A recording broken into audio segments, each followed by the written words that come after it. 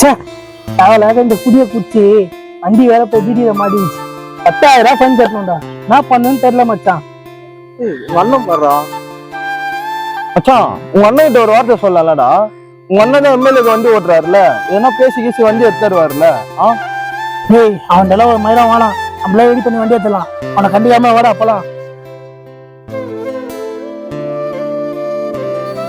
ஏய் டயரு என்னண்ணா, 2 பேரும் வந்தீங்க, நின்னீங்க, பாத்தீங்க, பேசுறீங்க, அப்படியே போறீங்க. மூஞ்சே சரியில்லையே, என்ன பண்ணிட்டு போறீங்க சொல்லுங்க. நான் நேற்று ஃப்ரெண்டு கல்யாணத்துக்கு போயிட்டு வந்தேண்ணா. 2 பேரும் லைட்டா சாப்பிட்டு வந்தேண்ணா.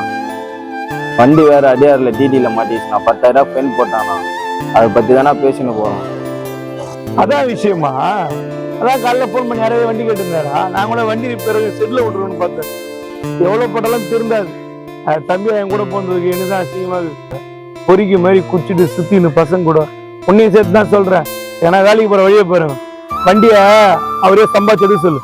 என்ன வேண்டாம் என்னான்னு கேட்டாரா? எல்லா விஷயத்தையும் சொன்னேன்டா. அது மாட்டின்னு தவிக்கிட்டான்னு சொல்லிட்டாரா. அப்படியே ஏய் எனக்கு தெரியுண்டா, அவன்லாம் ஹெல்ப் பண்ண மாட்டானே. அவன்கிட்ட போய் சொல்லுகிறேன். கடா நம்மளே பார்த்துலாம். என்ன பண்ணதே தெரியல.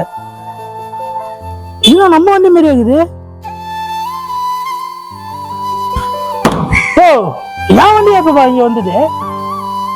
உங்க அண்ணன் தான் கொண்டாந்து கொடுத்தான் வண்டிய. என்னண்ணா சரி உனக்கு தப்பா புரிஞ்சுதுங்க.